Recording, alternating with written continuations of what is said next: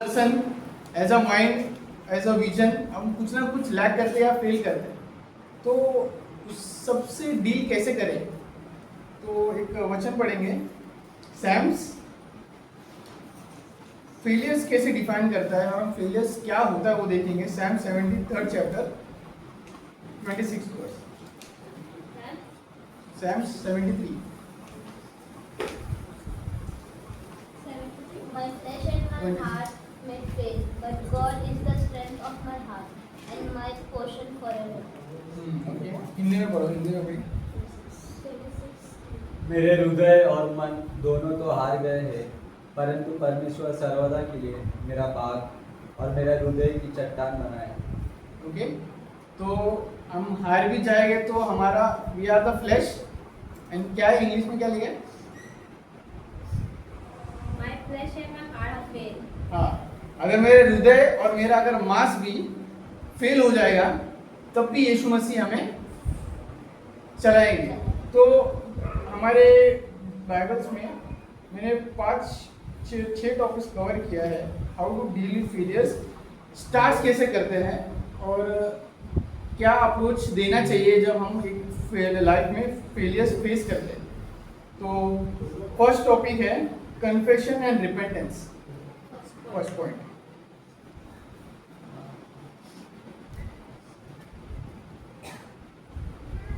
Confession and repentance. उसका reference निकालेंगे 1 John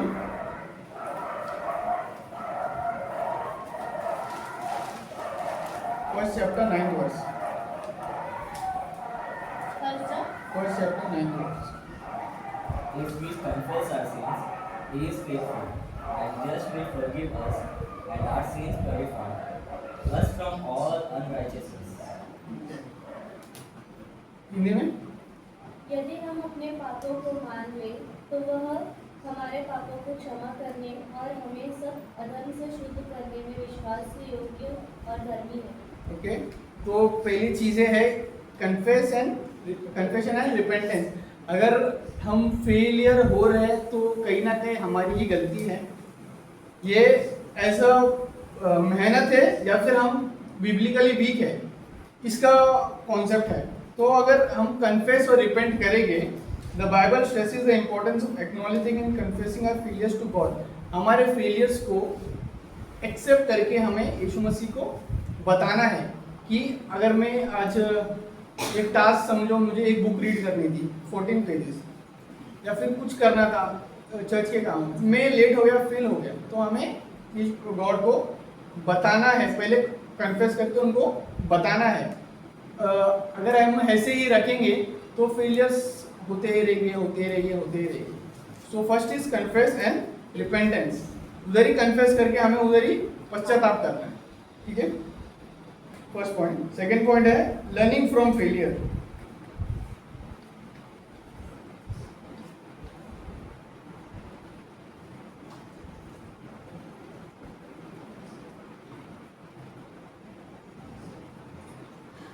reference है रोमन्स 5th चैप्टर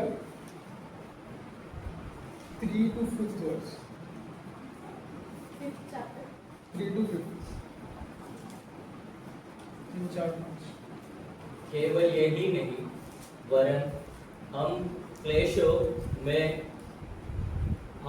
में भी घमंड करें, यही जानकर कि क्लेश से धीरज और धीरज से खरा निकलना और खरे निकलने से आशा उत्पन्न होती है और आशा से लज्जा नहीं होती, क्योंकि पवित्र आत्मा जो हमें दिया गया है उसके द्वारा परमेश्वर का प्रेम हमारे मन में डाला गया है। इंग्लिश में पढ़ें। And not only that, but we also glory in tribulations, knowing that tribulation produces perseverance, perseverance. and perseverance character, and character hope. Now hope does not disappoint, but the love of God has been poured out in our hearts by the Holy Spirit who was given to us.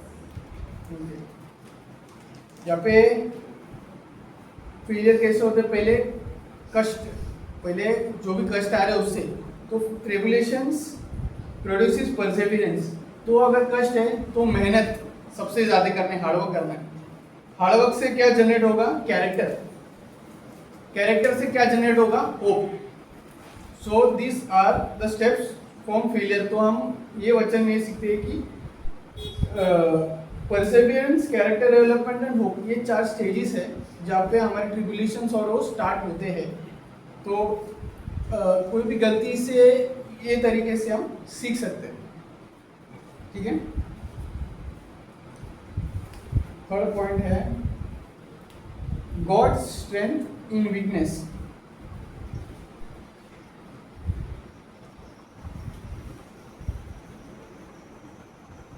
Second Corinthians 12:9।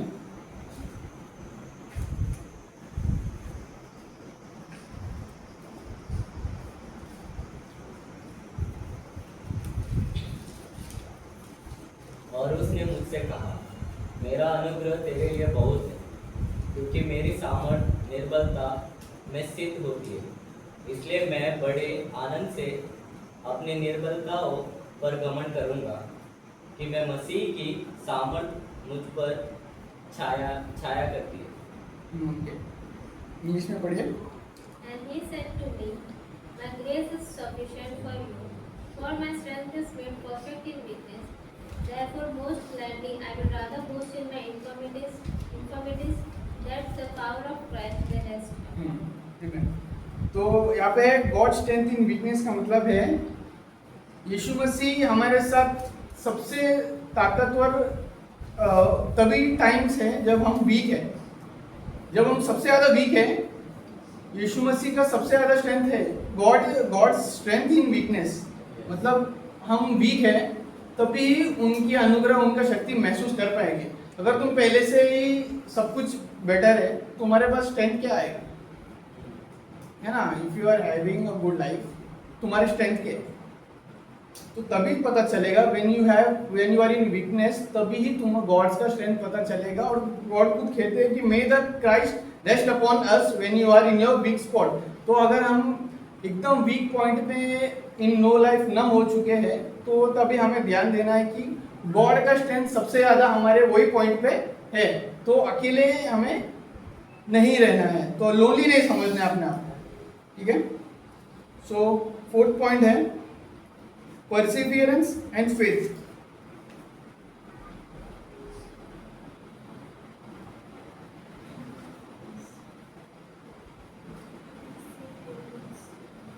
Hard work लिख सकते हैं, hard work.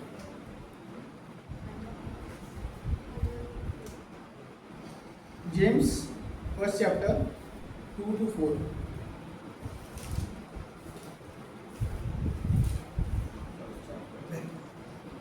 My brethren, count it all joy when you fall into various trials, knowing that the testing of your faith produces patience. But let patience have its perfect work, that you may be perfect and complete, lacking nothing. If any of you lacks wisdom, let him ask of God, who gives to all liberally and without reproach, and it will be given to him.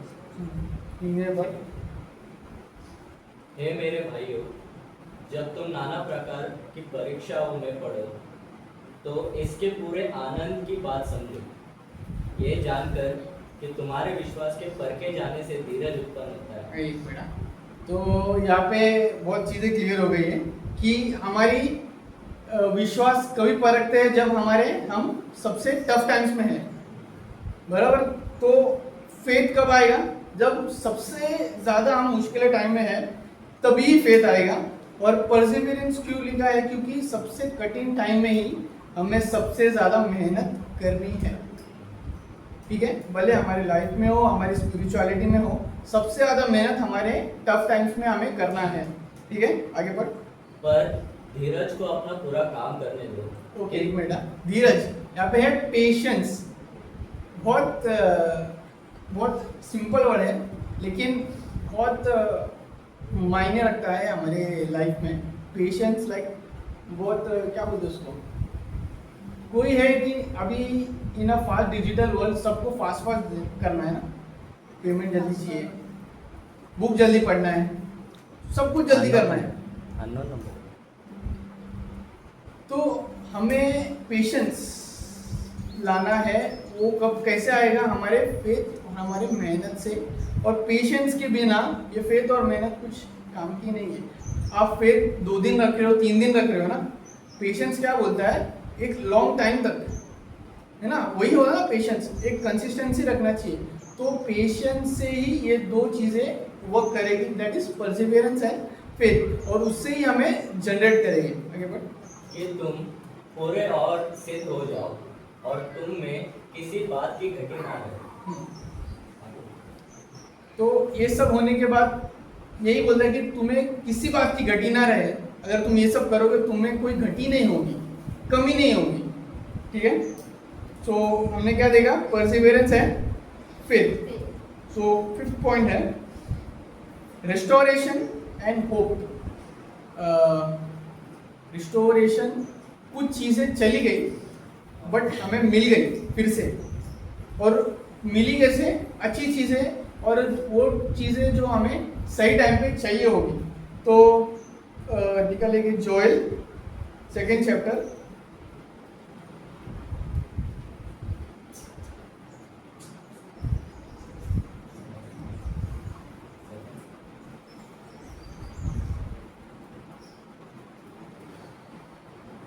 Joel,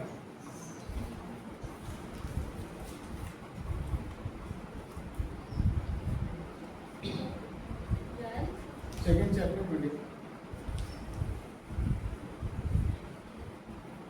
so I will restore to you the years that the swarming locust has eaten, the crawling locust, the consuming locust, and the chewing locust, my great army which I sent unto you. Okay, तो ये यहाँ पे एक reference है।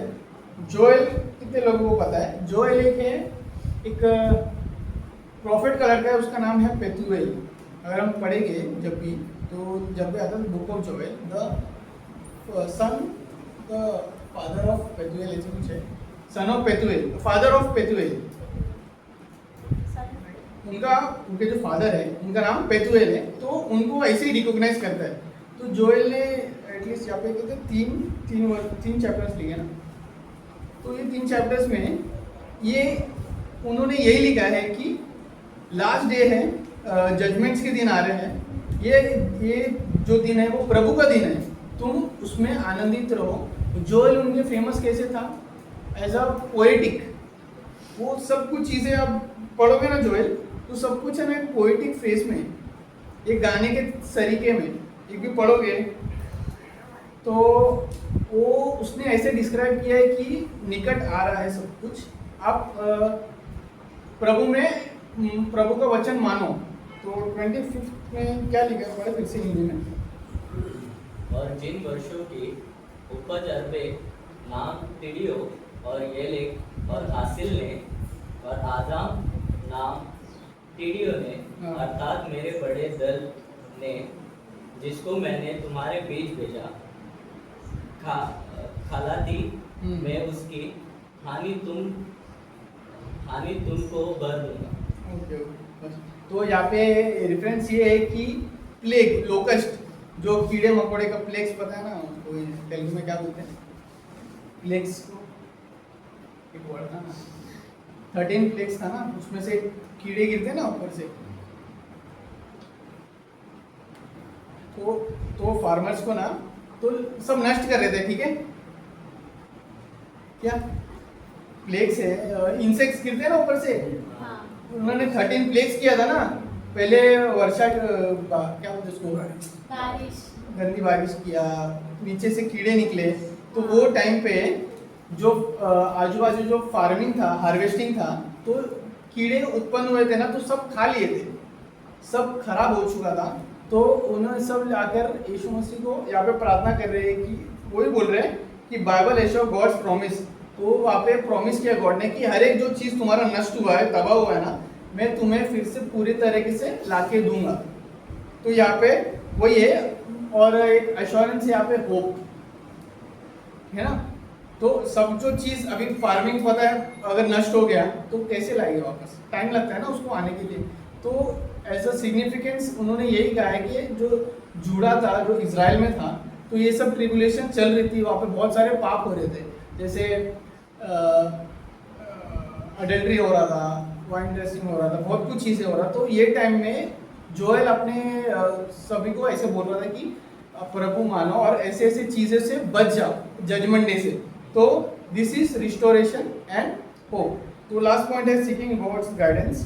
वही है कि हमें यीशु मसीह के राह पे तो नहीं चल सकते, बट उनके मोस्ट ऑफ द थिंग्स जो उन्होंने किया है हम उनके राह पे चल सकते हैं। ठीक है, तो ये टॉपिक चूज करने का मतलब ये था कि ऑलमोस्ट लाइक एग्जांपल मैं खुद का ही लेता हूँ कि मैं जॉब्स तो अभी मैं ढूंढ रहा हूँ। ठीक है, मुझे ऑलमोस्ट 3 मंथ्स हो गया है। तो फेलियर्स का ऐसा आता है कि हर दिन क्या करना है, क्या करना है, क्या करना है, क्या करना है। मेरे इंटरव्यूज अच्छे जाते हैं, ऑलमोस्ट टॉप कंपनीज में दे दिया हो, लेकिन पेंडिंग से। लेकिन एज अ चीज़ की क्या करूँ क्या करूँ क्या करूँ, बहुत वो आता है। तो ऐसे हमें नहीं रुकना है, हमें हमेशा आजू बाजू देखकर खुश रहना है, पेशेंस रखना है और परसिवियरेंस एंड फेथ। तो एज अ विटनेस मैं कर सकता हूँ जो मेरे लाइफ में कर रहा हूँ। तो मुझे टॉपिक्स तो पता नहीं था, मैं ऑलमोस्ट आपको ये बोलता हूँ कि मुझे टॉपिक्स पता नहीं होते हैं, लेकिन मुझे बीच में ना एक सिग्नल आता है कि आज ये टॉपिक पे बोल दे। पिछले वाले फ्रूट्स ऑफ स्पिरिट नहीं बोला, मतलब मैं दूसरा कुछ कर रहा था, लेकिन अचानक से आ गया कि आज ये बोल दे। पता है फ्रूट्स ऑफ स्पिरिट, लेकिन उसके पहले walking in the spirit fruits of spirit आए कैसे वो नहीं पता था। तो ऐसा है कि जब मैं खुद अगर होप छोड़ दूंगा ना, तो मैं कुछ नहीं कर सकता। What I can do is Perseverance and faith. मैं ऐसे घर पे बैठ के तो नहीं करता, कुछ तो करना है, बराबर कि नहीं। तो what I think is something better is waiting for me in the name of lord. So हमें ऐसा नहीं करना है कि क्योंकि I have done good in my academics. ऐसा भी एक है, डिनाइल भी आता है कि मैंने सब अच्छा किया है ना, सब अच्छा किया, मैंने सब अच्छा किया, मेरे एकेडमिक्स पॉइंटर्स अच्छे हैं, लेकिन what I am lacking. So the lacking is you having a good or better future ahead. So you have to just wait. Sometimes it's better to just wait. हमें रुकना है, पेशेंस रखना है, भागना नहीं है। अगर हम भागोगे ना कहाँ भी, तो यहाँ पे इधर उधर कहाँ पे भी वो रास्ता जो चुनोगे ना, जो परमिशन ने तुम्हें नहीं दिया है, बट फिर भी तुम जबरदस्ती वही करना चाहते हो, तो you will get in a wrong place, जो कि नहीं करना है हमें। तो ये टॉपिक भी मैंने ट्राई किया है और मेरे साथ हुआ है, तो ये बहुत करेंट एग्जांपल है, तो इसी वजह से बोलना चाहता हूँ। Thank you so much.